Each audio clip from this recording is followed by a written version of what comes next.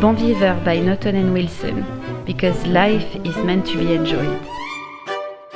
Hi guys, welcome back to the channel. So something completely different today, something completely new for my channel, and I'm going to forego the usual hilarity of my intros as it's a bit more of an off-the-cuff video that I just spontaneously decided to do today.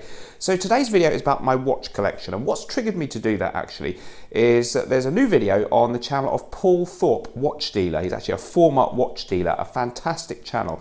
All about, well, kind of about watches and the watch industry, more about that in a moment. But he's done, I think, his first video about fragrances.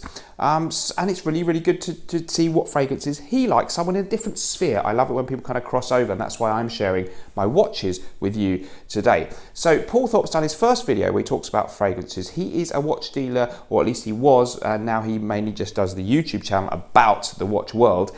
And he was dealing in really, really high-end watches mainly. I think he had a jeweller's shop, a brick and mortar type shop, and it was a lot of Rolexes, Patek Philippe, all the really like big brands, most of which I can barely afford, or I can't afford them at all.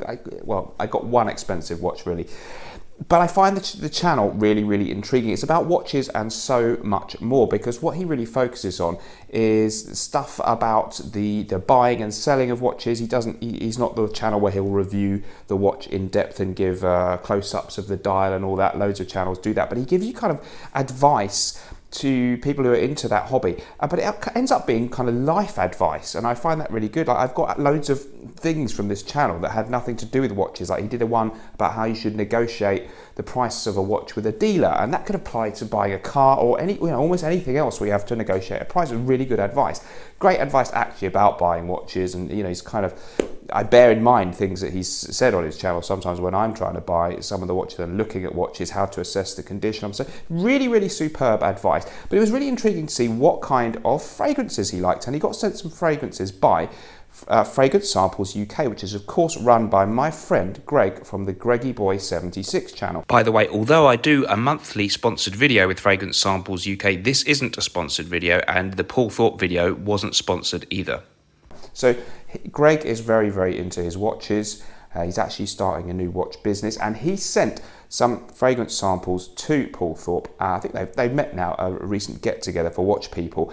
And Paul Thorpe's made a video just talking about the kind of ones. Like, see if you can guess what kind of fragrance note a very, very successful former watch dealer who has experienced, God knows, millions of pounds worth of watches coming into it. He obviously knows his luxury stuff. He knows all about luxury jewellery. But the great thing about him is a very, very down-to-earth, kind of normal-seeming person. He doesn't seem snooty like you might think a luxury watch person would. See if you can guess what fragrance note he really loves. I've linked the video in the description below, that specific video. And I would really recommend this channel if you have even a passing interest in watches, or maybe just in life in general. Really very entertaining videos. Actually, kind of shouldn't take pleasure in these videos, but he's done some really interesting ones about being robbed or attempted robberies of his jewellery store. When people are, unfortunately, with valuable watches, lots of crime goes on around it. So if you like a bit of true crime, this guy really tells it how it is, tells the police how it is and where they've kind of let him down. And he tells it like it is. He says some quite stern things about Rolex, although he's a great fan of the watches. So really, really interesting, genuine channel. Check it out, and there's going to be more fragrance reviews to come. Now let's get into the purpose of the video. All I'm going to do with you is share my humble watch collection. I'm obviously still a fragrance reviewer. I don't even claim to be a real expert on fragrances, but even much less so on watches, but it's a hobby. YouTube's about sharing your hobbies to an extent, right? That's why it's called YouTube. The normal you and I people can share our hobbies. And that's my other little thing that I'm really into lately is older watches, mostly very, very affordable ones. One or two fancy expensive ones, but not the tens of thousands type of stuff that some people have. But I just love the charm of the old-fashioned type of mechanical watches, taking us back to the 50s, 60s, 70s. I love the fragrances from them. So I sort of love that world, even though I wasn't really around then. I have this nostalgia for it. Although, of course, I wouldn't want to be without my computer and my internet and all that stuff, really. And I wouldn't really want a car with no power steering. But let's see what I think about watches. Let me know in the comments below if you've checked out the Paul Thorpe video. What note does he like best?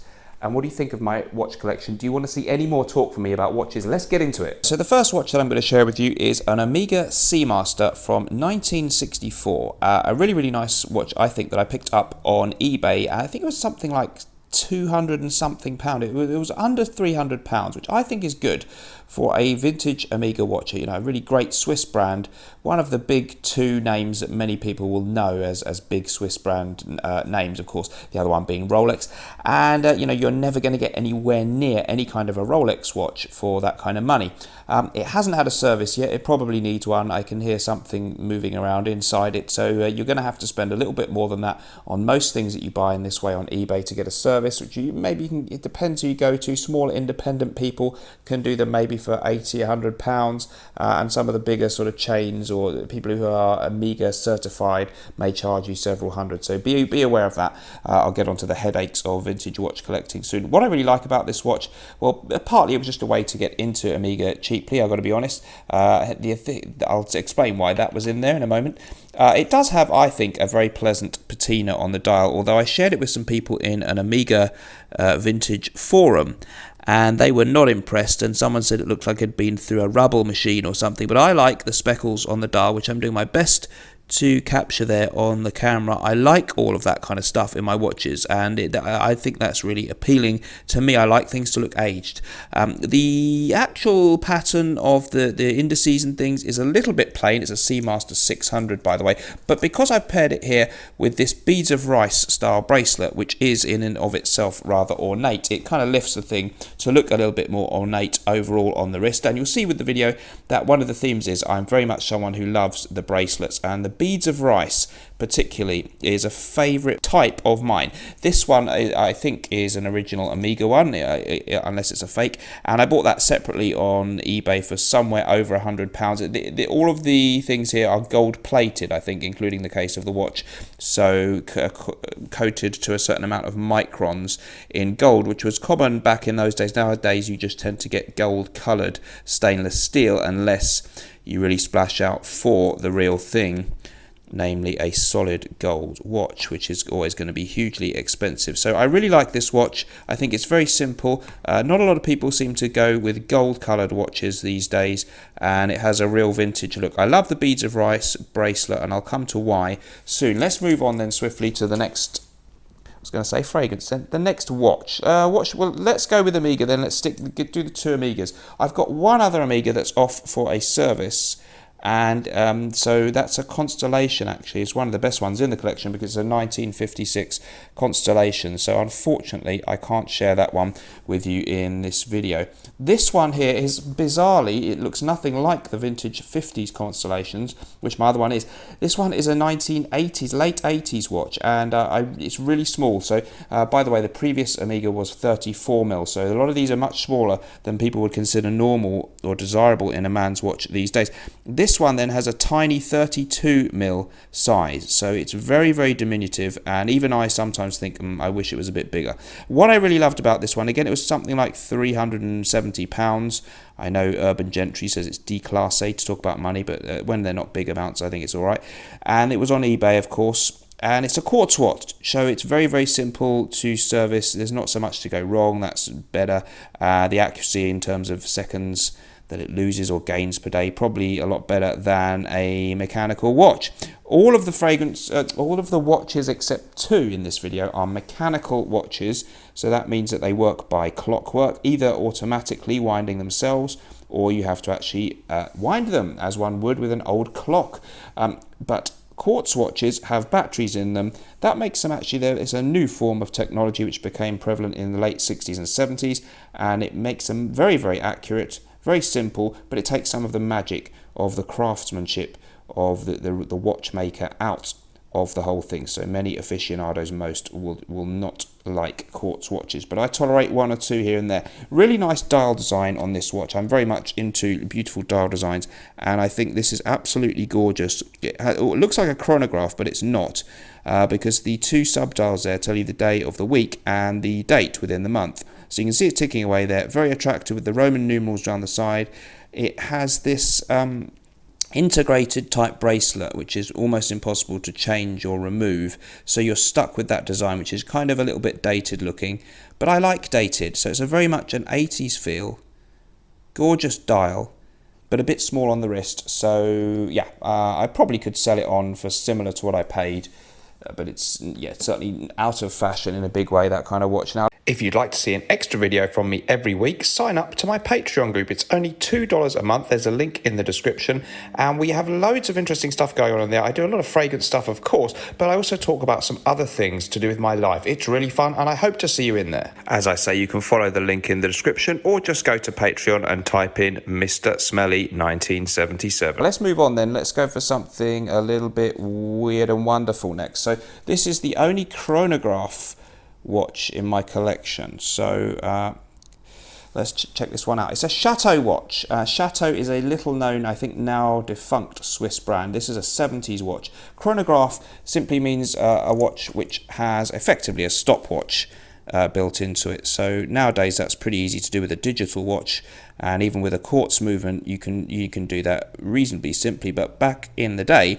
when things were all mechanical as this is, that was really complicated and difficult to do. So these tend to be very expensive on eBay if you find mechanical watches. They're complex as well to fix. This one was only £100 and something, so I was very lucky, but it is certainly not one of the more hyped brands or one of the more desirable ones. I've put it on a Jubilee bracelet. So basically the second hand is moving down the bottom. That's a sub dial there, which I'll try and show properly, and it's hand winding, totally hand winding, so there's no automatic thing, you have to wind it up. I love all that. And if you want to engage the red hand there, that is your stopwatch hand. We press the bottom button and that starts going around, and this thing here keeps a track of the minutes, so you can time yourself going for a run or whatever you may be doing. Of course these were originally really a lot to do with car racing, I think. And I never quite understood that, because if you're racing a car, surely you haven't got time to stop a stopwatch. So I've stopped it there, and then we press this one and it goes back up to the top. So that's great stuff.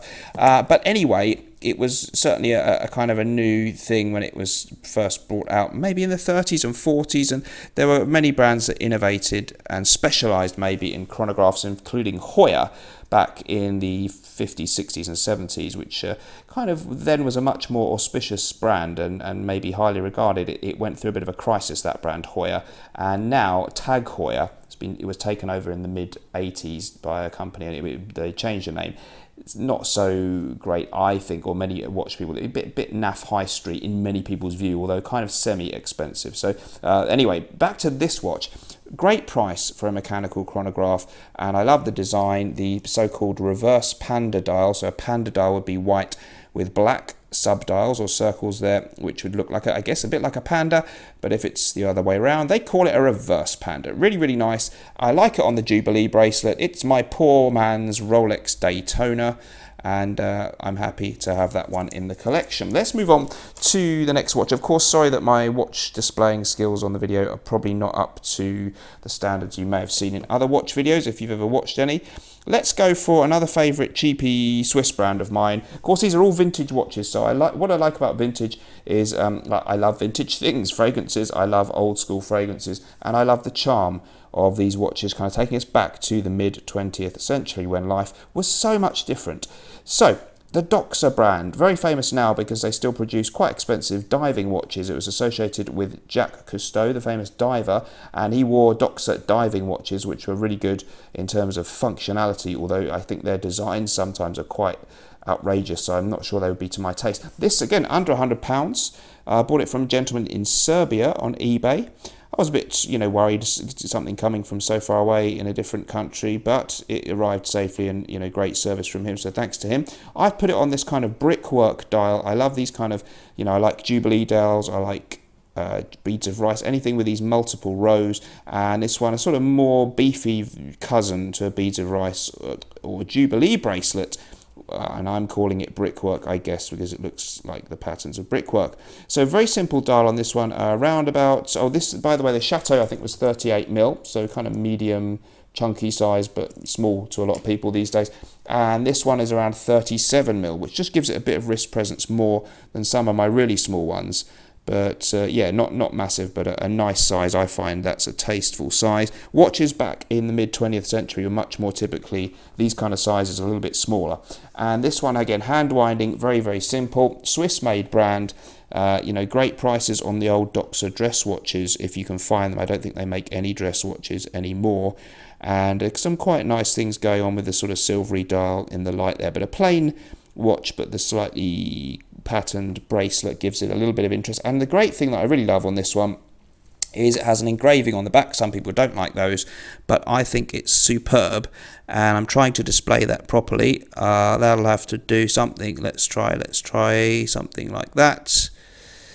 Yeah, we can't make that out very clearly, but it's engraved from the years 1959 to 79. I presume that was someone working in a job for 20 years back in Serbia, or what would have then been socialist Yugoslavia. So a nice, charming story. That's all of the story that I know behind the watch. It's lived a life. I've had it serviced. It cost about £125 where I went, and I needed a new crystal, which I've already scratched. Most of these have plastic crystals, and they're domed like this. So this is an old school kind of vibe. Gives you these nice kind of weird patterns that it distorts the hands and things. And so very nice old retro thing with the plastic crystals, but they are very they get scratched very easily. I'll do my other Doxa next then. Okay, beads of rice bracelet, and this one 1956, a great year. Beautiful dial for me. I love these old style dials. Let's leave it still for a little while there. I think it's moving. Yeah, we've wound that one up. Hand winding watch, and I love the indices on here. The slightly creamy patina. That perhaps it was originally white. The dial gone a little bit of a kind of creamy yellow, eggshell white type color. Love the gold markers there and the old style numbers, the Arabic numerals. The hands, I love the fact that they're now hollow. They probably were filled in, but that's fallen away over the years. Very, very simple watch, but again, with it putting it on the chainmail gives it a little bit more presence on the wrist.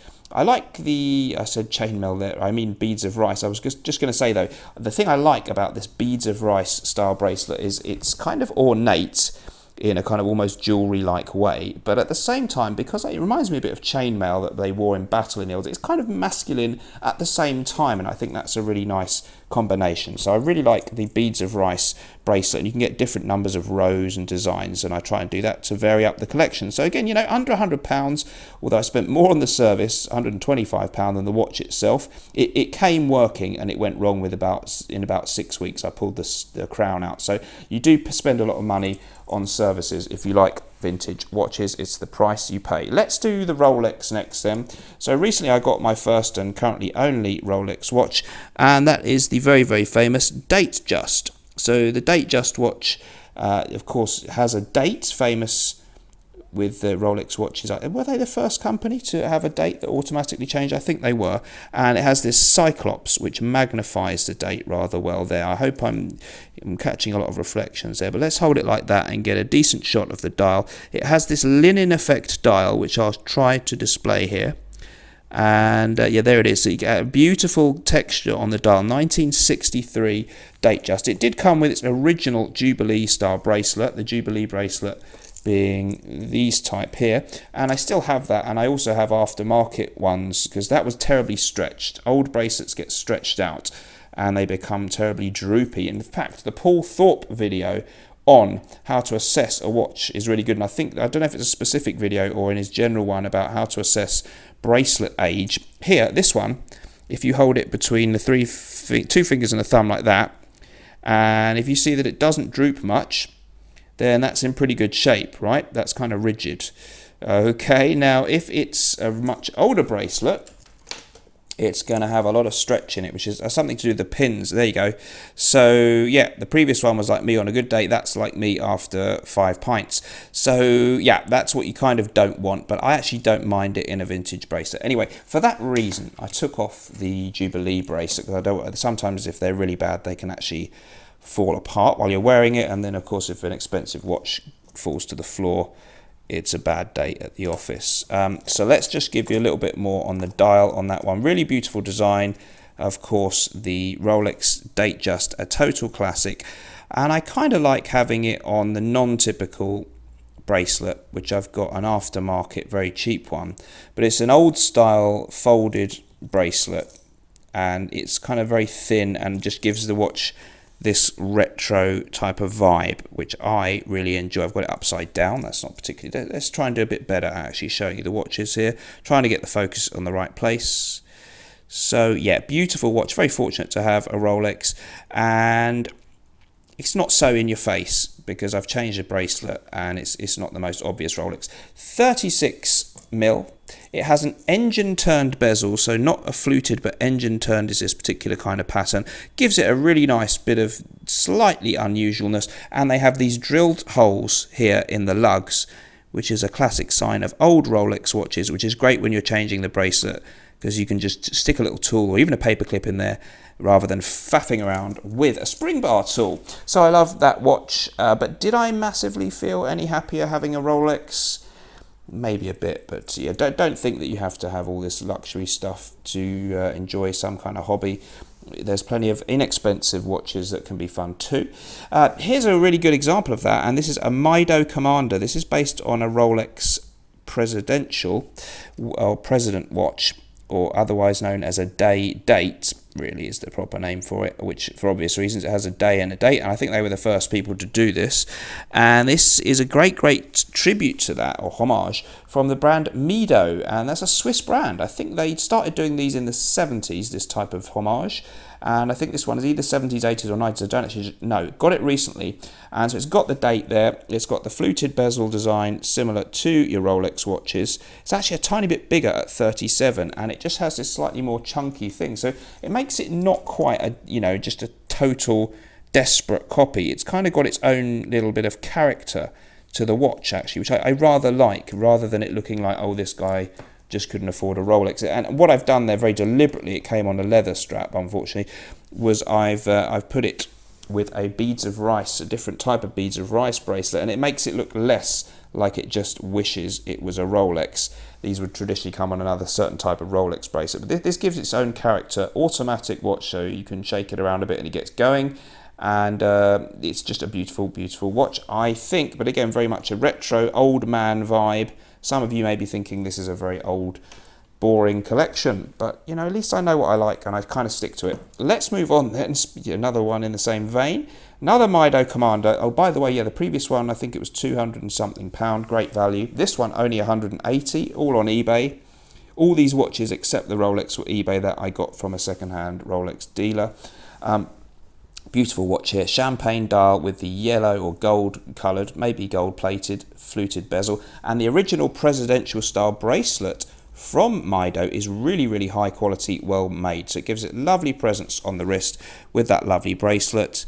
Again, that domed glass, sorry about the reflections, but this is what it's all about. It captures the light in a really attractive way, and as with the other one, the Mido logo there I think is rather groovy, that old school text and the word Commander, so it's not desperately trying to mimic the layout as some of the other brands, maybe like a Bulov or Super Seville do, with their slavish copy of the Rolexes, which is called Super Seville. This has a little bit more of its own character, and it's a cracker. Again, 37mm, beautiful watch. You could always put it on a two-tone bracelet to match the face and the case of the watch. Only two to go, let's be brief. This is a real quirky one, Charles Nicolette Tramalan, or Nicolette Tramalan, I'm not sure which of those two is correct, and it almost has a 40s kind of look about it. It really looks very old. I love the dial design on this one. I love the colour of the dial. It's this kind of, it looks like it's been exposed to years of tobacco smoke, but and that happens sometimes with dial. I'm not sure that this one may actually have had a colour pretty similar to this bronzish colour at the moment. It looks very even. It doesn't look like patina, but I like the colour. Very old-fashioned text. Don't know the era, could be 50s or 60s, but really does look very old-fashioned. But the fact that it's in quite good condition means I'm thinking maybe not, don't know. This was only about £40 on eBay, and the brand, you can find out about them, Charles Nicolette, I'm going to say Tramalan, hand winding again. Look at those lovely old hands, beautiful design. It needs a different bracelet. I'm going to get a beads of rice. There's not really fitting there, but that's a Jubilee. It looks all right on a Jubilee, doesn't it? Yeah, but as you can see, it doesn't. It slides off the edge of the thing. Great watch show for 40 quid, I think. Very small again, that 32mm. Last but not least, then, the only other quartz one in the collection apart from that Omega. And I just got this the other week, an Olympic, an inexpensive Swiss brand, Olympic, and they started in the 70s. This is a diver's watch. I think it's got 200 meters supposed water resistance. Never trust that on an old watch because unless you've had them tested. You shouldn't. I always take my watch off when I do anything involving water, just out of habit. So yeah, unless you've got a really pucker one, or you know it's waterproof, assume not, especially with older ones. This is quartz, so hopefully might not need a service so soon as others. Clearly an homage to the Rolex Submariner, although again not a slavish one, because it's got a different kind of hand design, but clearly the indices and the general appearance of particularly the bezel here, rotating bezel, which these click if you're lucky, and that's all to do with timing your dive. I am not planning to do that soon, so and the water resistance irrelevant to me. I've never been diving, obviously. And again, a rather more a beads of rice bracelet here with more rows in it. A cheap one actually, this one, but I think it looks all right. Almost verging on a shark mesh type vibe when you go to that 5-row thing, but I don't quite like the shark mesh ones myself. I like it to be a bit more like this. So I really like this watch for a cheapie, but there's nothing fancy about it. Yeah, on the functionality of watches, just telling the time is good. I find it a bit comical sometimes when people say, I really need my Rolex GMT because I've got an uncle in Canada and I need to know what time it is there. But I mean, you could easily check that on the internet rather than spending £20,000 or £10,000 on a watch. And when people say, there was a guy in a video the other day about watches, and he said he used his Tag Heuer chronograph for its intended purpose because he used it to time cooking his rice, which I don't think was actually the intended purpose, but I get what he meant. He meant timing stuff in general. But that wouldn't make a very glamorous advert, would it? Rather than Steve McQueen, they could have had this large American gentleman cooking his rice. No, but you get the idea. Basically, we love them because they look great and hopefully they do work. But in order to tell the time or do stopwatch type stuff, or the day or the date, I don't tend to rely on my watches that much. Maybe just to check the time, yeah, but then I normally check it on my phone. Let me know what you think about that, guys. Sorry it's not a fragrance video today, but something different. One other watch, actually I've got a Sandoz Submariner on screen now. That's at the Menders too, so it cost me a couple of £100 and then it stopped working. No surprise, so that'll be another £100 to fix. Worth it to me. Maybe you think I'm crazy. What do you think of my collection? Is it great? Is it boring? Is it interesting? What do I need to buy next? What's missing? They're nearly all Swiss brands, so there is that. But do I need some Seiko in the collection? I did used to have a few. Comment down below, guys. Don't forget to check out the excellent Paul Thorpe channel, just because it's really fun to watch, even if you're not into watches. I watch stuff that I'm not buying many of the watches he's talking about, but I still find the channel entertaining. Thanks for joining me. I will see you in the next video when, of course, I'll get back to what I'm supposed to do, fragrances. Remember, whatever you're doing in life, let's project, and although sometimes life stinks, we can always smell good. Bye-bye.